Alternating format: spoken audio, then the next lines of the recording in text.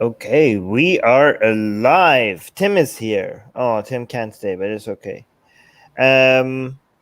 We are reviewing this book by Seth Andrews called Confessions of a Former Fox News Christian.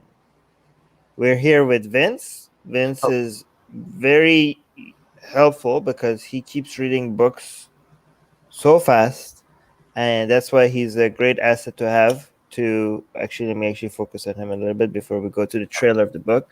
Guys, for Vince reads books and he comes and tells us about it and tells us what's in it, if it's good, if it's bad, if it's interesting, what are some pros and cons. So we can only do this with Vince, but he wouldn't come here unless you go and subscribe to his YouTube channel, because he's getting nothing in return other than us giving him a shout out to his YouTube channel. So to encourage, if you like knowing more about books and the books that Vince is reading and coming and telling you guys, if you like these book review videos, please go in the description. It's called The Babylon Project. Go find his YouTube channel and subscribe to his YouTube channel, just so or else he's just not going to come anymore, right? Oh. Also, this book, there's a link to this book in the description. It is our affiliate link. So if you want to buy the book, buy it through our affiliate link so that we get something from it. But anyways, should we watch the trailer of this book? This is from the Thinking Atheist channel. This is the trailer for the book. We'll watch the trailer and then we'll talk about it. Okay, and then we'll also pay attention to the live chat. Oh, look who we have here, guys. If you're watching this later, make sure you subscribe and you hit the notification bell, because look, Tim is going, but Soha is here, Mars is here, Casey is here, AGA is here, and we'll engage with the live chat. So hit the notification bell so that you join us next time on one of these live streams, so we could have it, All right, and I'll highlight your comments. Let's watch the trailer. It says, wait, there's no audio because I muted the tab. Unmute the tab. There we go. The trailer is really epic. This is one of the best book trailers I've ever seen. America is under attack. Reverend, you say we still need God's help. No question. Our country is still in great trouble. A humanistic, atheistic agenda. God haters, slanderers, and they're senseless, faithless, heartless. The government now is impinging on the religious freedoms. The forces of secularism are extremely aggressive. Well, and apparently the God they worship is the God of the pagan God of the Old Testament, Moloch, who allowed for child sacrifice. It's a war on traditional family values. Today, the left coast is probably the most inhospitable place for free and unfettered speech in the country. The Supreme Court's decision means gay rights now trump religious liberty. Donald Trump in January 2016 promising to win the war on Christmas. When was the last time you saw Merry Christmas? You don't see it anymore. They want to be politically correct. Atheists versus a Christian nation. Isn't this a Judeo-Christian country founded on Judeo-Christian values and principles? We must respect the rights that our Creator gave us. Yes, the Second Amendment's right to keep and bear arms. I used to think just like this. Right-wing media told me how to feel about myself, about my country, and the world. Stand for our God, our freedom, and our families.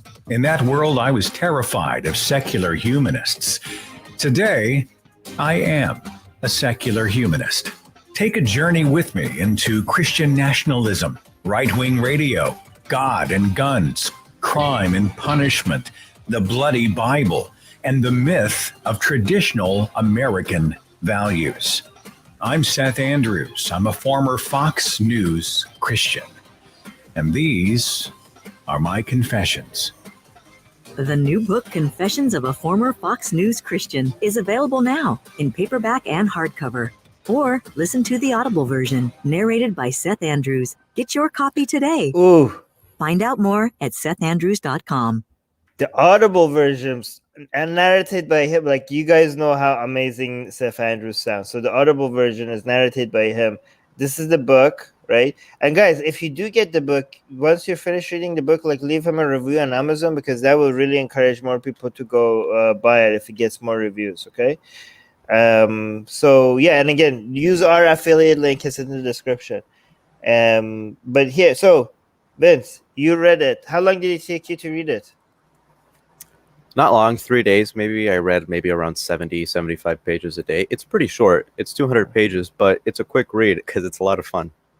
It's a lot of fun? It's a lot of fun. Okay, tell us about it.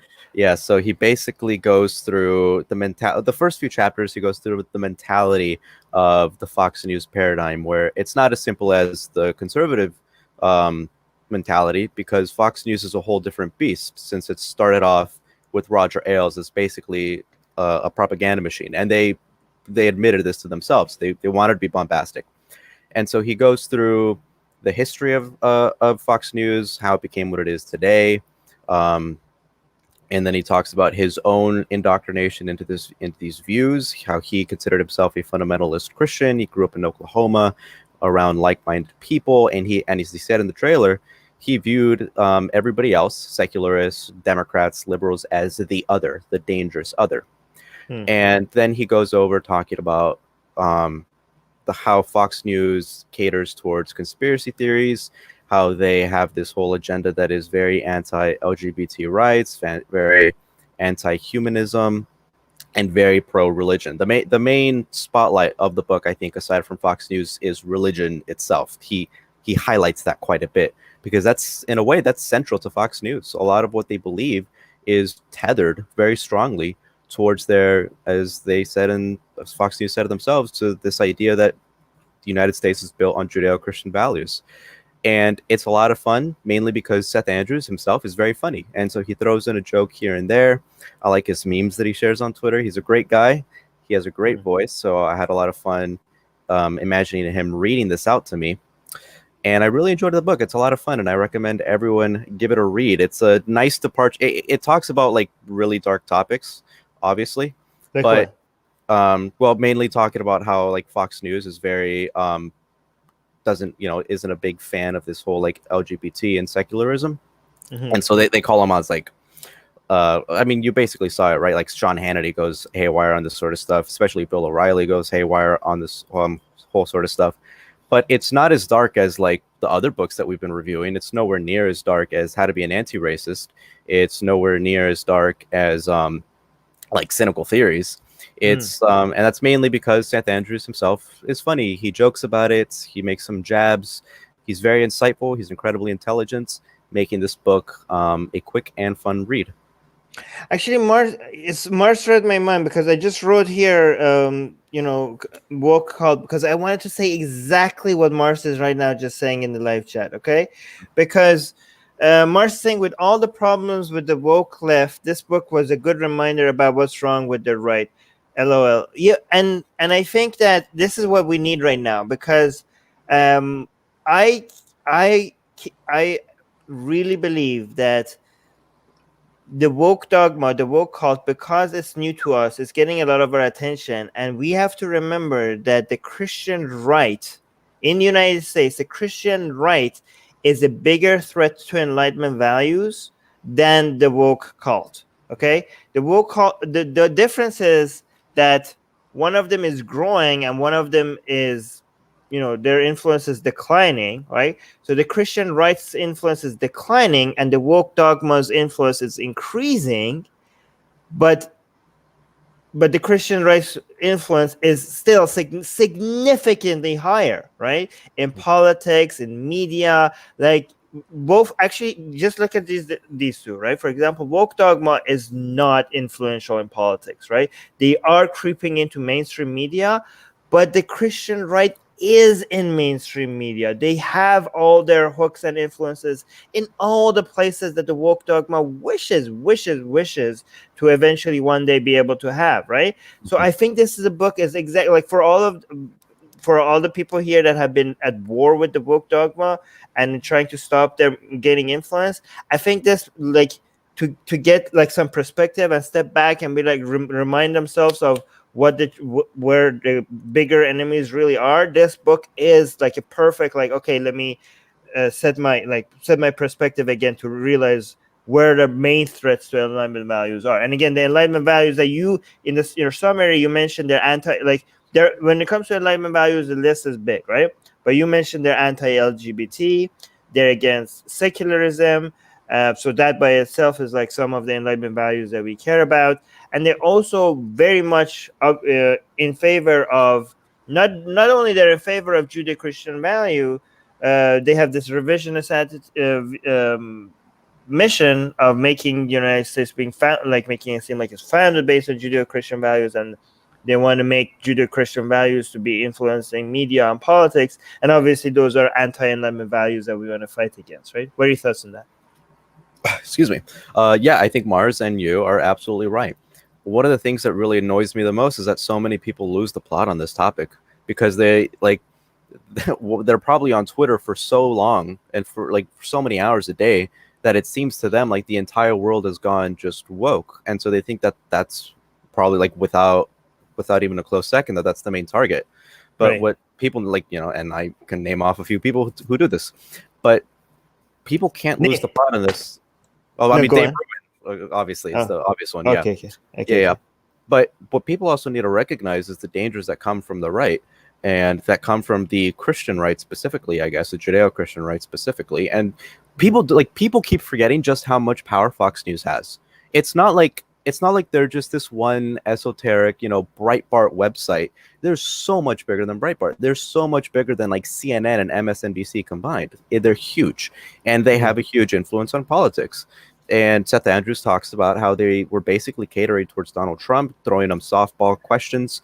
And that was probably one of the reasons why a lot of people went from immediately thinking Donald Trump in a sour way because of just his attitude towards watching Fox News and going, well, you know what, maybe actually, he's answering these Fox News questions pretty well, so maybe he's not that bad. But people can't lose the plot on this. I agree with you. In a world, if I had to pick between living in Wokistani for the rest of my life or living in the Fox News world, the religious right world, I would choose Wokistani. I think the religious right are more dangerous. Yeah, and I mean, for one, I don't think. Do you agree? I think that's a pretty obvious one to me. I have to think about that. You might be right. By the way, we did get before I think about that, we did get a new member, 1987 something. Thank you so much for being a new member. Really much. I really appreciate it. I highlight your comments and respond to them because you're a member. I really thank you. But wait, why would you say that? Why would you say you would live in a Wokistani world? So Wokistani worlds, they're basically wrong about history. They're basically wrong about psychology, really. And they're wrong about why people do things. So they have is a very specific framework, right? So a critical framework where everything is viewed through power oppressor, and they over amplify these tools. But what people let me just answer this thing in the live chat. I will this is not the topic right now, 1987, but I will look into it. Okay, I'll write it down right now and I'll look into it. But go on, sorry. Okay, yeah. So I think when it comes to physical harm, I mean, the Christian right is right there, right? Through their anti-LGBT views and laws, if they would enact it when it comes to gay marriage, when it comes to who they appoint to the Supreme Court. And we know through studies that basically really discriminatory laws can cause genuine physical harm to people in the LGBT community because they either get depressed, they feel ostracized, they're more likely to hurt themselves, more likely to kill themselves. As much as I detest the woke cult that's going on right now, and I focus them on more, right? If you look at my YouTube channel, that's mainly what I focus on because I'm in the university system. I'm more familiar with it, so I feel like I have a better say in that topic. Not to say that I don't talk about the religious right, but between those two, I think the Christian right is more dangerous. You're muted.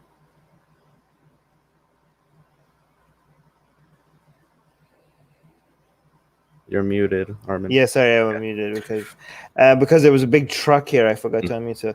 So no, you're saying they're more dangerous, but they're more dangerous because they have more influence right now, right? But when you say you would live in a Wokistani world, you have to assume now they have full influence. So you have to compare the Seth Andrews, Christian right world.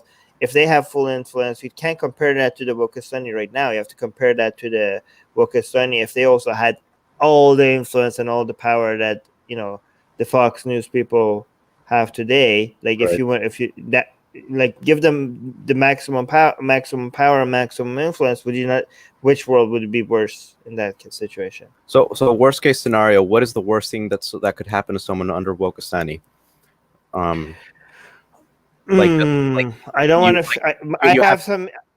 I have some ideas, but I think because I don't think they will ever get there. I think saying it will be just like fear mongering about something that I don't think will ever happen. Do you know what I mean? Like I don't want to be I don't want to act like one of those far right people that thinks like, oh, like the Marxists are coming for us, and it's going to be like Stalin as Mao is. Like I don't want to I don't want to do that because I don't think it will ever happen. Right. So. Right. Yeah, I mean, free speech would obviously be gone, without a doubt. Liberal Enlightenment values, thing of the past, completely gone. Yes. But a lot of the things that they do is that like their main goal is basically just to like cater towards everyone's personal experience.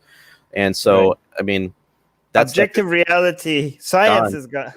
Objective reality. They would still do science, but they would do it in a way in which they would never say it is objective, and they would always tell everyone this is just our method. You're free to do your method. So not science.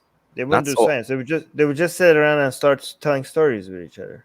Well, I mean, it's not like they're like outside of Tsushima and just talking to each other about myths. They would like still do technological advancements. They still study mechanics, but they wouldn't say that. All right, so they're against free speech. Okay, like actually, let's compare these with what we read what you read from Seth Andrews' book. Okay, are there any like the Christian right is also anti-free speech? I mean, they're not anti-free speech when they're not like when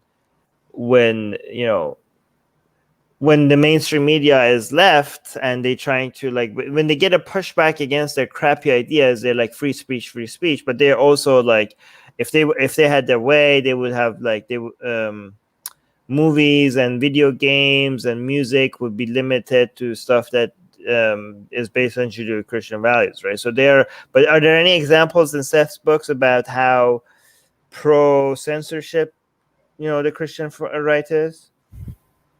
I don't think he gives any specific example. Yeah, I don't think he's even touched on the topic of censorship on the right wing. Yeah, he definitely did it. But I mean, we can list easy examples, right? When it comes to flag burning, when it comes to kneeling for the national anthem, when it comes to, saying blasphemous things about the Christian God online. Okay, so free speech, there was no examples of like Christian right. But what about, so we said like the woke is anti-science and anti-objective reality, okay? But we know also the Christian far right is definitely anti-science, right? They did deny climate change. They are are there Fox News people against like are they pro-creationism? He didn't give off any examples, and I don't know enough about some of that. Like, I obviously know that Sean Hannity and Tucker Carlson are religious. I don't know if they think the Earth is 6,000 years old. So I wouldn't be able to comment on that. So what are most of the examples? So give me some of the examples that Seth mentioned, because I don't want to. If we go too much talking about the book stuff, then we're not actually talking about the book, right? I agree. Yeah. Okay. Examples such as what? Examples, anything that shows like what is their vision of a healthy society. Like, what would there be like? What would be like? Give me some of the stories of like Seth Andrews and the experiences that he had and his views as a Fox News Christian. So one of them is he dedicates a chapter to the whole Christmas fiasco. A lot of these, by the way, they're not like some of the things that he mentions. It's not like huge things necessarily, but they're like very noticeable ones that people forget about. So for instance, the whole Merry Christmas fiasco, where even President Trump goes crazy about people. He makes a claim that like Obama hasn't said Merry Christmas, like he never says Merry Christmas, even though he like tweeted it just a few years ago. And this idea that secularization is causing for people to be politically correct, so you can't call people you can't call people by like their race. You have to say like that individual over there or something like that. You can't say, you have to say happy holidays all the time. You can't say Merry Christmas or taking Christ out of Christmas. Stuff like that is what the book is mainly filled with. When it comes to like the big things, he talks about how Fox always focuses on like conspiracy theories, and they've always peddled these things. So they peddled like the birther conspiracy theory, for instance, that Donald Trump came up with, like, and Sarah Palin was like totally okay with it. So stuff like that, right? It's not like a huge comprehensive book. I don't want people like, I like the book, it's fun, but it's not like comprehensive. It's not like you're reading an entire sociological book by Steven Pinker. Right. It's just a fun read of some, stories and examples of that. Yeah. But actually, it's interesting because I ask you for like in some examples on how they might be, I'm trying to compare them to the Wokistani people, right? But you couldn't think of anything. But then when you just mentioned some of this, some of the chapters, you actually gave me the examples, right? So we're saying that Wokistani left, right? They deny objective reality, and part of that is like to rewrite history and just make it like, it's just basically the stories that they tell. It doesn't matter if it's true or not, right? This is how it happened, and you tell them like, no, this is actually real history. This is how it happened, and they're like, no, and they don't have to actually argue for why they are right. They revise history and they just set their own narrative, and it's true because they said so. But if you look at like, what you just said, they don't, the examples that you gave is not, the Christian right is not even going out and revising history. Like it's just like quite like just a few years ago, like, Obama never said Merry Christmas. Well, it's right there, right? So it's actually even worse. You know what I mean? Like it's revising something that just happened like just recently. Like you don't even have to go like a couple of years back to see, and also the conspiracy theories, right? So this is again examples of just coming up with narratives, just like the Wokistanis, of things that is undeniably false, and it doesn't really matter how much evidence you provide to people to show them, like, or the birther conspiracy theory, right? Like they just have so the Wokistani like is left when the stories that they say, it's kind of like religion. You can't false, there's no way that you could prove to them that they're wrong.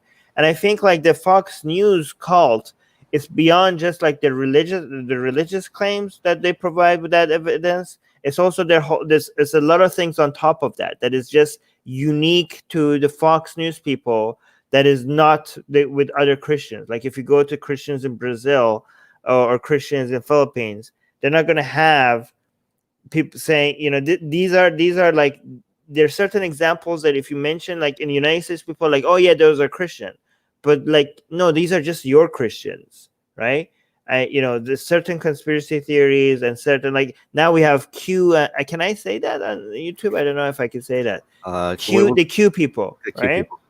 Like this is coming from also I think a lot of people are saying it's like independent from left and right, but I think it's mostly a right-wing thing, a right-wing Christian thing. Like every single person I've seen like spread this so far seems to be a right-wing Christian. But again, these are the things that are uniquely American, and I think like Seth has a good name for it, like not just a Christian, a Fox News Christian. Yeah, I think that's what we should call them. I think is this like a label that people were using before, or is Seth coining that term? Because this is exactly a good name for him. Like we have Christians all around the world, but these are not just Christians; these are Fox News Christians. Right. What do you think? Yeah. No, that's good actually. Let's jump on that. I don't know if Seth Andrews coined it, but that was the first time I heard of it. But we all knew that like Fox News was a different monster than like the National Review, right, or the Daily Wire. They're different. So let's talk about the specific phenomenon of Fox News. Because Fox News is like, you can say like, a lot of people say that like, well, just as CNN is left-leaning, Fox News is right-leaning. But it's like, it's not even comparable because it's like Fox News is effectively... You mean MSNBC? CNN is also left-leaning. It's not like... CNN isn't far left. They're left for sure, but they're not far left. Okay, I think they're left to the people that are right-leaning. I think you have to be very right-leaning for CNN to be considered left-leaning. But okay, I guess Let's say CNN is maybe because I've been spending so much time in Wokistani It's consuming Wokistani content that CNN is looking more and more right leaning to me based on the places that I spent time Right. on. Yeah, I mean, Wokistani people wouldn't like CNN because CNN is very neoliberal, and Wokistani tend to be populist lefts. So, but like they're definitely like on the Democrat side of the equation, right? That's what I meant. And so yeah, MSNBC. Let's say that Fox News isn't like that, right?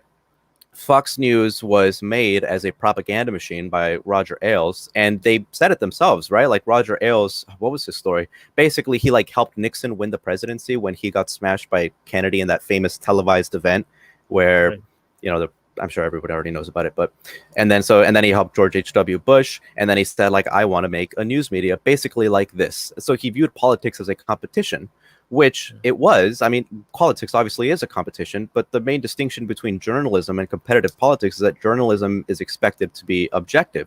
And that's what he claimed Fox News to be, even though internally among his group of people, he said, no, this is a competition. And so that's how Fox News came into fruition. Fox News now exists as this news organization that pretends to be fair and balanced, which implies that, as Seth Andrews says, that the others aren't, even though behind the scenes, everyone knew that it was a propaganda machine. And many people at the beginning of Fox News, they left because of that very reason. So let's, I'd like to ask you this now, in the spirit of this book. Do you think it's important that, because that we distinguish like a Fox News conservative versus like a normal conservative, right? Because I think Fox News is like pretty crazy, right? Sometimes, but I don't think conservative economical philosophy is crazy. I think there are some genuine things that they argue for. So, what are your thoughts on that? Wait, so the question is, because I do think that, Fox News has been devastating to the popularity of some of the ideas that I care about, right? Because they seem to be the champions of those ideas, and those ideas are good ideas, and because those ideas are being spread by insane people on Fox News, now they are very unpopular. But what's exactly your question? So, do you think it is important to distinguish between a Fox News conservative and a normal conservative? Because what a lot of people will think of when they think of a conservative is just they'll think of them as like a Fox News loon. Hey, Susanna's in the live chat. Yay, hey, Susanna. Hello. Yeah. Okay, so if by conservative you mean like general, typical conservative, like I'm against. They don't have to be as insane as what Fox News is spreading, or as dangerous. I'm still against their values. I mean, we could be friends. Socially or fiscally? Culturally.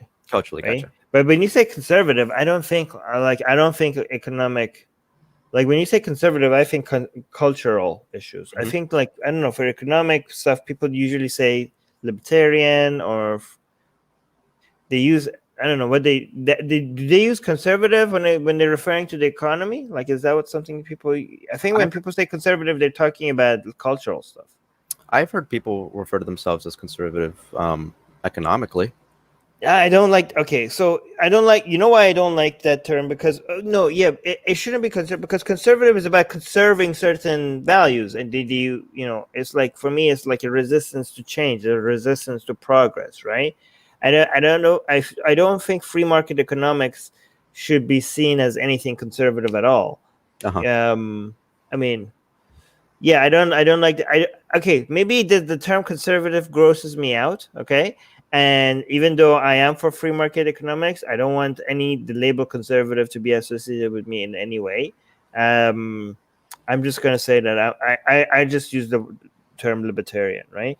And I think that like Fox News and the whole Republican Party in the United States, they are pretending to be for free market capitalism, but they're not. Like they are for they have ruined the image and the understanding people.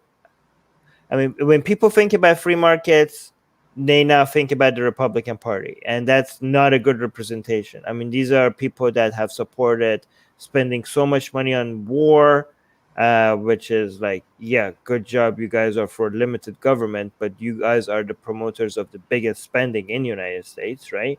And they are pro lobbying, right? And also they are for the influence of Judeo-Christian values in government. Like, these are not, I don't know, these are not, they're anti-immigration. These are not free market economics, right? This is not what my understanding is. So, so is your question that should there be like another channel that is like is spreading these ideas, like that is not associated with Fox News, or do you think that also the conservatives also deserve to actually have, even though I don't consider myself conservative, do you think like they deserve to have another channel that is not Fox News? Is that what you're asking? Well, I was just asking whether or not it's important that we make a distinction between the crazy Fox people and someone more like Jonah Goldberg, who isn't like that at all. Like, how is he? Well, I mean, he does think that Judeo-Christian values are good, but he doesn't go by like this. But he actually thinks that he thinks secularization is a good thing, generally speaking. So he's for the separation of church of state and state. He is against this whole conspiratorial thinking. That like views liberals as like this crazy fanatic group of people, all of them. So he'll criticize people like Ben Shapiro for selling mugs that say like liberal tears on it. He's an anti-Trumper as well. He's very like run-of-the-mill Republican. And so it's a shame in my mind, and this is why I was asking you, is that when people think of someone like Jonah Goldberg, because he is a Republican, then people immediately think Fox News. So that was the idea is like, should we like make that distinction clearly? Because, maybe that's why we're gonna use like a Fox News Christian versus other Christians. I mean they're all wrong, but yeah, I think maybe it's a good idea. Yeah, you're right. Mm-hmm. AJ saying, why do small Fox News outlets seem more normal than the mainstream Fox headliners? That's a good question. Is that something that's addressed in the book? No, he doesn't address that. But I would assume it has to do with less bureaucracy. So Fox News and PragerU are pro-Christian media. Yes. Thomas saying, has Seth Andrews gone a little woke? Actually, no, I don't think so. And actually, he even spent a chapter in his book going after this, didn't he? Like go tell us about that. So actually, this is very good because he's also like, he went after the Christian right, and he didn't have to because this was about the Fox News Christians, but he went out of his way to make sure he dedicated a chapter to this. So this is the opposite of being woke, to go and be critical of the crazies in the left, right? So tell us about that chapter. Yeah. I'm trying to make sure I explain it as well as I can without just basically telling you the entire chapter so people still have a reason to buy it. Yeah. But he basically dedicates, a chapter. He doesn't go like very in depth of it. I think it was only like a 9 pages in the chapter. But he basically says like, look, just as we would expect normal Republicans to speak out against the crazy people on their side, we should do the same. We should speak out about this crazy like thing that's going on the left, where people are just getting, and he words it this way, and I've heard it worded before this way, recreationally outraged, where they just find it fun to get annoyed by everything. And he talks about some instances that happened to him in which the woke mob went after him because he said, what was it that he said? I think it was something along the lines of like fat shaming or something. I don't remember, but he gave 2 instances, both on Twitter. I don't think it was fat shaming, actually. Ignore that. 2 instances with him on Twitter in which people went after him. Well, the woke mob went after it, and these back and forths went on for like 2 days. And he's like, at a point, he just got tired of it. And so he says like that these people are very hyperbolic about what they say, that they often see oppression where there is none, and that it's important that we call it out. And I agree with him wholeheartedly. You could criticize him for constantly throughout the entire book always mentioning the fact that it's always white people that are angry at us. One chapter is called like the angry white male or something. You could criticize. What, really? In the book? Let me look at the exact title of the. That's a little bit racist in my opinion. There we go. Yeah, so it's chapter 2, conservative talk radio, and the angry white male. Okay. So you could criticize him for that, but here's the thing. I would criticize him for that, because imagine if there was, you had the title, you have the book with the chapter title, like, I don't know, the looting black man. Oh, no. No. Right? Like, no, that would not, like, people are like, what the? Yeah. Like, I mean, see, like, you see your reaction to that, right? The looting black man, you were like, oh, no, like, oh, what's, like, you just had this, I mean, rightfully so. You had this, like, knee-jerk, like, disgust reaction to that. But people don't have that reaction to this angry white male. Like, but, I mean, I don't have I also have this reaction that you have to the looting black man. Like, I feel like that's gross. But I don't feel that grossness when somebody says the angry white male. And I think I'm a bit racist because of that. Because why am I not feeling that disgust? I should feel that disgust with the angry white male as well. I don't know. I don't feel it, but I should. And if I don't, that makes me a little bit racist. So I guess let's try to steelman him though, right? So Okay. what he would probably say, and I'm saying probably because he's not here, so I don't want to speak for him, but based on reading his book, what he would probably say is that obviously, yes, it is possible to be racist against white people, and you shouldn't be racist against white people. But because this entire Fox phenomenon is also a cultural phenomenon, an American cultural phenomenon, and by definition, the people who would associate themselves more with this cultural phenomenon are white males, then that's what he's referring to. Not that all white males are like this, but it's this subset that Fox News caters to that is overwhelmingly white and male. Okay, let me fight against your steel, man. Okay. I could have a chapter of a book called The Looting Black Man. And if you come at me, I could be like, well, I'm not talking about all black people. I'm just talking about the reality on the ground, that there are a whole bunch of black people right now in the streets that are just looting and burning streets. I didn't say this is all black people. So my title, the chapter of my book, is not referring to, it's not suggesting anything that there's anything inherent with being black that makes you want to go loot stores and burn things down. That's not what I was suggesting. I'm just talking about this group of people here. So, and maybe he would say, he wouldn't say this for sure, but maybe we should normalize titles like that then. Like, yeah, let's have both. So would you rather let's have, I say let's have neither. Yeah, let's have neither. Just to make sure, let's have neither. Those both are bad, right?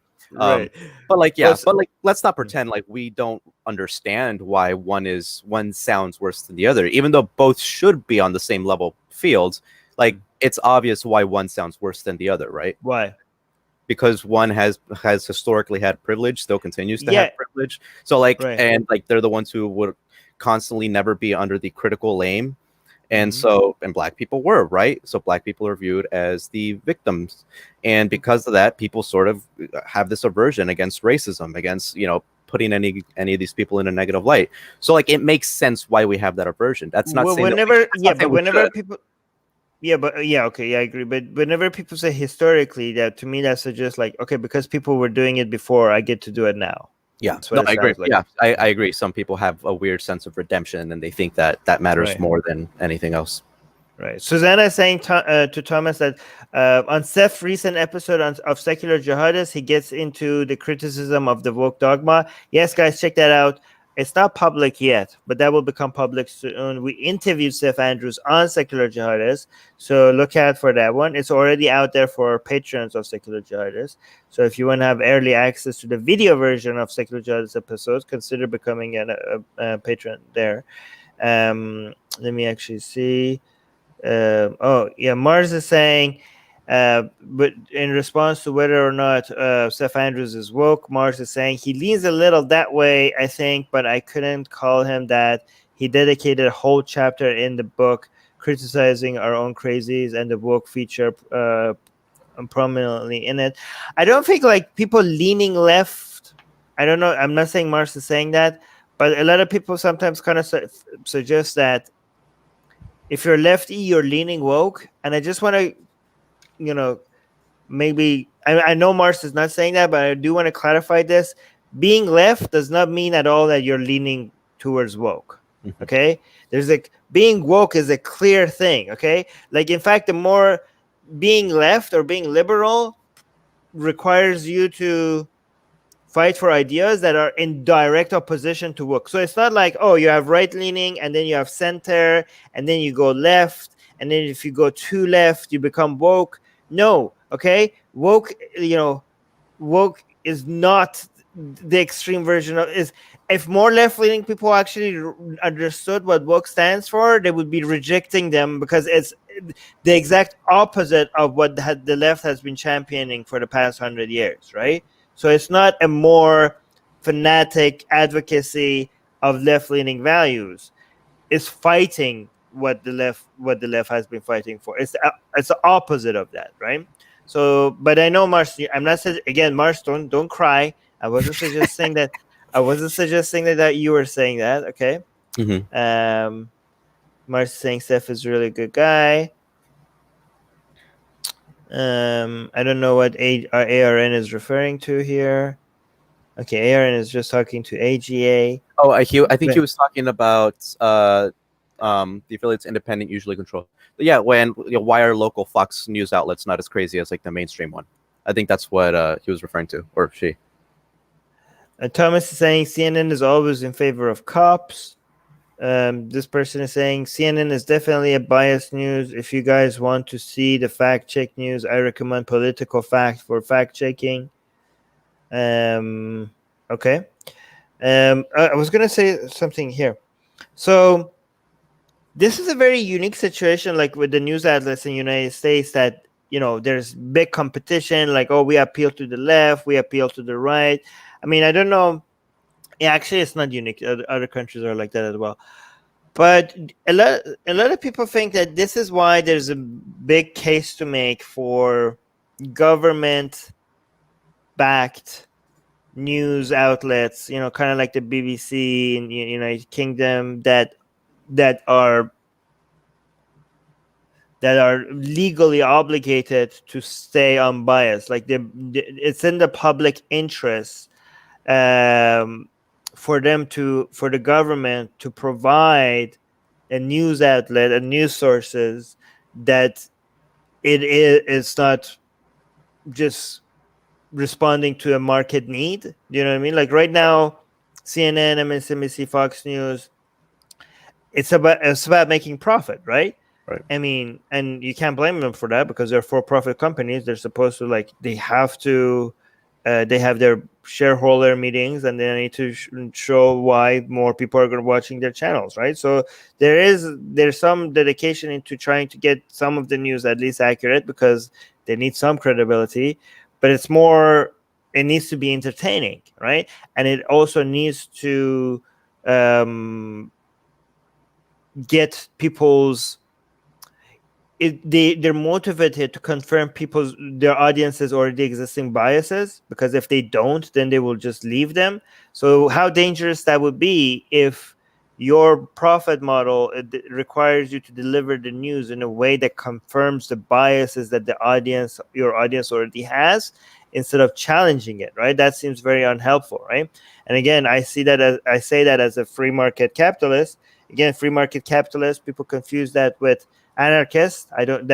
Because I think that the government should just step out of everything. No, that's not what it means. God, again, this is because of Fox News. Fox News makes you think that being a free market capitalist means like government bad in everything. Okay, if you read Adam Smith, you realize that all of that is crap. That is not what it means. That is not what it means. Okay, so but the question is that, do you think that there's a role for the government to play here, to actually come and provide an alternative to people, that not to remove all these for-profit news organizations, not to they could do that, but we have PBS, but they're not very popular, right? There needs to be a major source for people to really, okay, I don't know if these people are giving me the actual unbiased information, or there needs to be. But again, the counter to that is like, really, Armin, you think the best way is for the government to set the narrative? Again, if you look at countries where where this has been done right, is that the government creates this alternative with a lot of checks and balances in place to make sure that the news is unbiased. And one way that you could check if the government funded news outlet is unbiased is to always check how much this news outlet is attacking the government itself that is funding it. But what are your thoughts on that? Yeah, I mean, I'd have to look deep into the statistics on like the BBC to determine how accurate that is, right? Because I mean, you basically said it all. Where my first concern from like a theoretical standpoint would be like, so the government gets to decide what is and isn't accurate, basically, and that obviously is concerning, obviously. But if it's effective in other countries, then I would like that. But the United States is really screwed on this front, where ever since the 24/7 news cycle started, that's where like people really just started rushing for the ratings, and that's where everything basically went downhill. Where Fox News established itself as the cornerstone of Republican thought, and then you had other ones like CNN, MSNBC trying to reach for that. And then, as you said, like PBS is pretty neutral, ABC is pretty neutral, for the most part. But and like that's how do you solve for that? It's a difficult equation, right? Because clearly the free market isn't providing any proper incentives for people to want to have accurate and honest information. Like it's not, Google's not even like doing that. That's not fair to say. Not any incentive. There's incentives for like, but like not enough to the point where you're not going to get like this huge bipartisan news cycle. Yeah, I mean, come on, it's not perfect, but it's pretty good, to be fair. I mean, there is some. I mean, you don't want to lose credibility completely. Like right now in CNN, like boardrooms, like CNN's credibility has gone down the toilet. Right? Do you think they don't care about that? They're trying to get that back. They're like, this is really bad for them. They want to make. They're looking at the credibility numbers every day. They're like, how could we fix this? So the market does give you some incentive into getting the information right. I mean, I'm saying it's flawed, but it's not like the incentive is not there. Would you say it's bad, neutral, or somewhere in between, or maybe even good? I think it's actually good, but with a lot of flaws. I think like if you, I mean, it's something the alternative. I mean, I think the government, even if we argue for the government to provide an alternative, I still think that that government alternative, even if I'm not even sure if it's good for that to be there, it will never be as good as all these for-profit companies being so incentivized, because people want information, right? People want education. People want it. I mean, you mentioned Google. You know how many projects Google has been involved in providing classrooms and providing accurate. I mean, they mapped the entire goddamn moon for some reason, right? Google went and mapped the entire moon. Like, who would have done that if it wasn't like, look what for profit where that gets us? I mean, now we have like the for profit is now competing with NASA, right? We're gonna have more space travel like this. Like, look at where science and the desire to get for information. Look at where the for profit model is getting us, right? That we're doing things that even NASA, that the government funded one, is not getting done. So. I mean, if I'm pointing out to the flaws in the for-profit model, I'm not completely dissing it. No, it's good. It's good. We need that there. Right. I'm reacting mainly to what I perceive to be the general public's interpretation of things. Right. So like you can ask a group of people, for instance, what their thoughts on their economy is and what it's going to be like in the next 10 years. And their viewpoints almost directly aligns with what news organization that they listen to. And a lot of the times it's wrong, right? So if you ask a group of people, is the economy getting better or worse? Most of them will say worse. But then you ask them, well, is your economic situation getting better or worse? Most of them will say better. And so what the news organizations do is that they do instill this bias and this framework that is rooted in the political affiliation that they are. And so now the question is, I agree with you. It's not like I could see that I was probably being very hyperbolic about it, but there is genuinely a problem there. Right. And the question is, do we address this? And it was the question you asked me. Do we address this by having the government interfere and having a government-backed news organization? Or is this as good as we're going to get, basically? I do not know the answer to that question. Neither do I. It's a hard question. But what I do recognize is that I do recognize the problems. And I don't know if this is because the news is kind of like forced to always constantly talk about the bad things that happen in society. So as like people like Steven Pinker will always say, like, if the news only came on once every 10 years, they would always talk about the progress that has happened, all the good things that have happened, because that's obviously mainly the most important things. But because it has to happen every day and there's 24-hour news cycles, they have to constantly find something to get people's attention. And so they'll focus on the bad things, so, the negativity bias. Right. So that's what concerns me about the news organization. So when I say that the market isn't fully incentivizing proper information, well, because people are more catered towards the negative aspects of society, even though if you just focus on the negative, you're not getting a realistic understanding of society. But that's what people gravitate towards. And so because these news organizations want to follow the profit margins, you mentioned their ratings going down. Well, I mean, yeah, everything is basically the profit margins. I don't think anyone would dispute that. And so I do not know how to solve that. Do you know how well it works in the UK then with the BBC? Well, actually, but by the way, Aaron, I didn't remove any comments. Maybe it was, but actually, recently in the UK, a lot of people are considering the BBC to be biased, and there's a push by a lot of right-wing people to defund BBC, or to just, they're saying like, because they think BBC has gone woke, okay, and they are saying, why are we paying for this? So I don't know how accurate that is, but I know that, and I don't know how popular the anti-BBC movement is in the UK right now, and I don't know if they're going to get defunded or not. But if they do get defunded, then that was a failure, I guess. Like after we'll see, right? Right. Maybe that's just a small thing that is being exaggerated by the right-wing outlets that I follow. Dude, like, how would they score on like on a PolitiFact check though? I think they do. I mean, honestly, I think they do. BBC is like one of the most trusted, sources of information. I think, but I may be wrong. Okay, and I think that probably the right-wing outlets that I follow, they probably are exaggerating the problem. But I might be right. I don't know. Like I haven't done my own investigation on that. Right. AKL saying CNN's first priority is putting money in their own pockets. They may come off as biased by doing the occasional. Wait, I just went up. Hold on. By doing that occasionally, but they really aren't liberal or conservative. I mean, it's a for-profit company. Like we can't expect them to do. I mean, it's not an evil thing for a for-profit company to focus on making profit.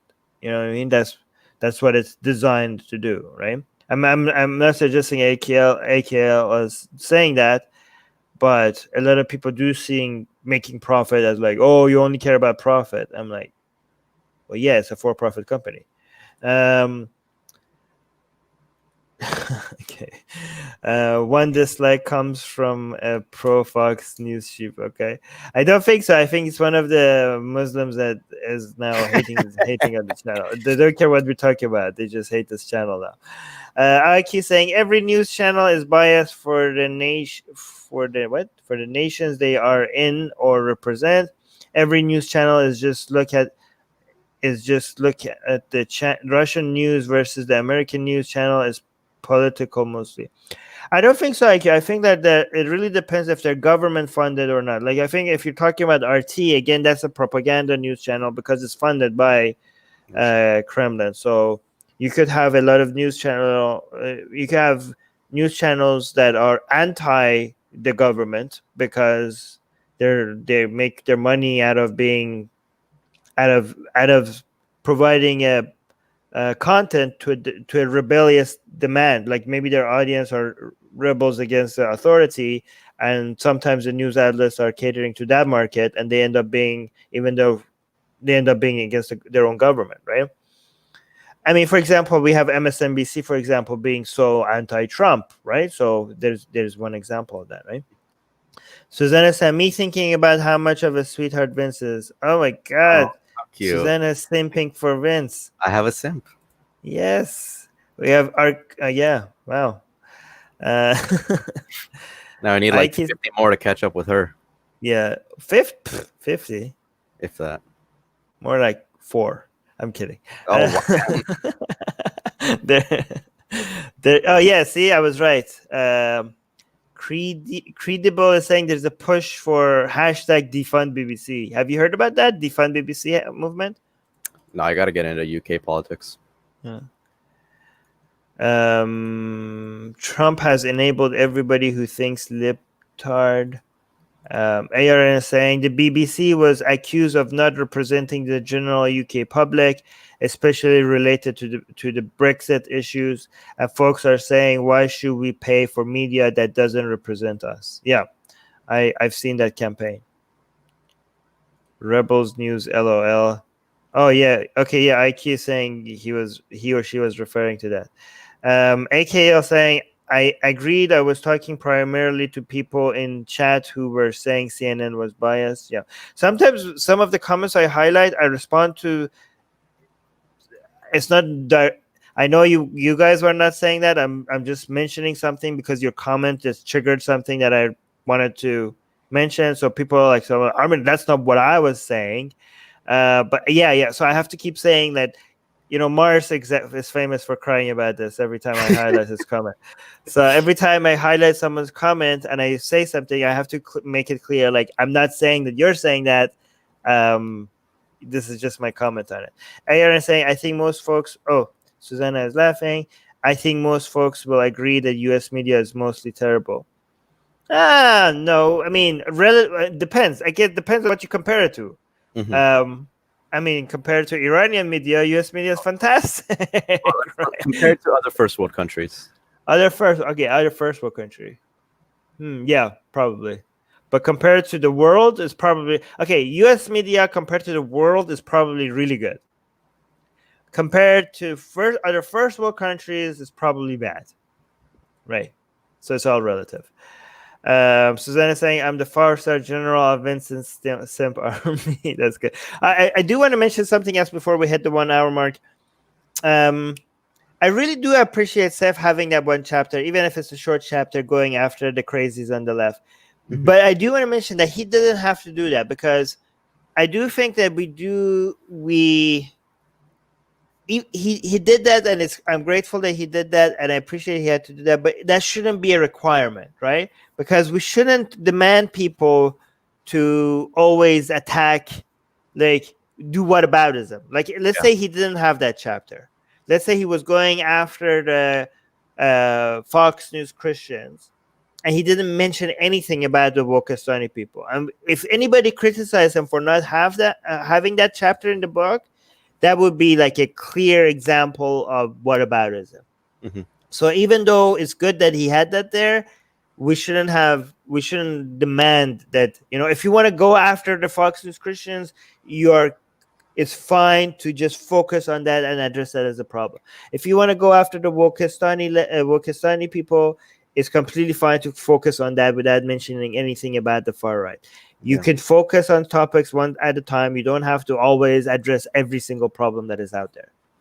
But yeah, let me see. Actually, do you add anything before I look at some of the more comments? We have a Twitch comment here. Hot Nachos 26 on Twitch. By the way, if you're on Twitch, I'm gonna try more to highlight your comments, just so I could encourage people to follow us on Twitch as well. Hot Nachos 26 is saying, thinking a news source is biased also depends on how many different other sources you've been exposed to. Yeah, so if all you watch is Fox News and then you watch CNN, you're gonna be like, these guys are biased. Well, yeah, because when watching Fox News. So how do we judge that, right? Just PolitiFact metrics?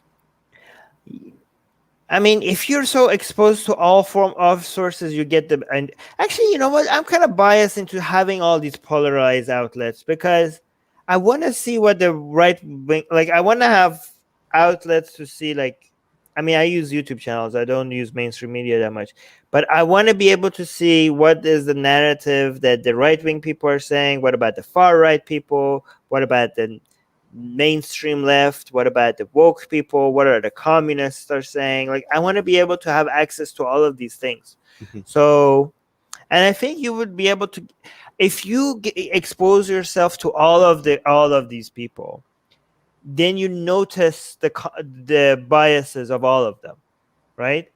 if you're like, if you keep listening to the progressives, you notice the bias that the mainstream leftist people are having. Right. If you keep listening to mainstream leftist people and then you go and listen to the progressives, you notice the bias. You know exactly that. As soon as they start speaking, I know where you're getting. I know where you're going with this. It just becomes so easily detectable, right? You notice patterns in their thinking. Yes, they're always using the same tool. Yeah.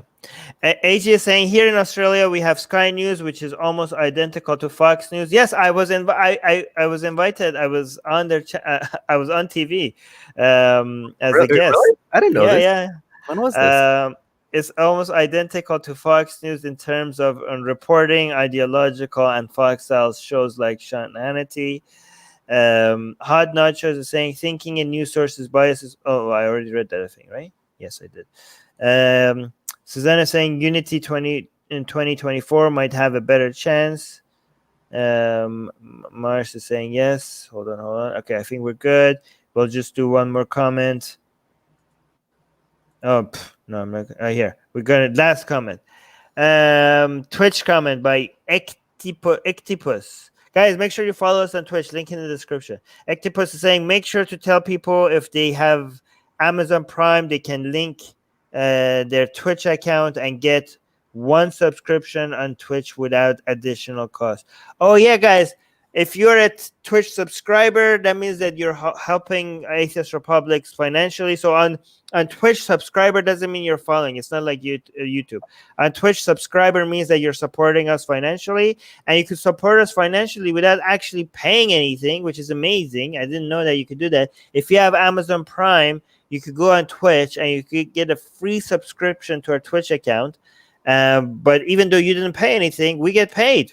Amazon will pay Atheist Republic even though you didn't spend a single cent. So consider doing that. Go become a subscriber on Atheist Republic's Twitch account. Thank you so much, Ectopus, for mentioning that. All right, let's end this here unless you have anything to add. Nope. Subscribe to the Babylon Project. We are 1 subscriber away from 500 subs. So be that special 500. Yes, go right now, guys. Be that 500 subscribers. Go link in the description. The Babylon Project. Go support Vince's YouTube channel.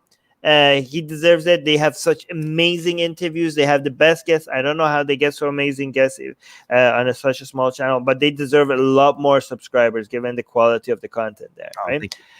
But anyways, and please, I'm not gonna do the yelling thing because we have a guest here and I don't want to scare Vincent. He might never come back again, but please subscribe and hit the notification bell and also share these content, because again, this is not the Islam videos that we do, and the Islam videos are getting a lot more attention, but I want to keep doing this non-Islam ones as well. So if you have to make sure that there's a demand for it. So please share these videos so that I can see that there's a demand for the non-Islam related videos as well. Okay. Anyways, love everybody who subscribed, and no love for anybody who's not subscribed. But it's very easy. Just subscribe. It just takes you half a second and it supports this channel. Okay. Anyways, bye.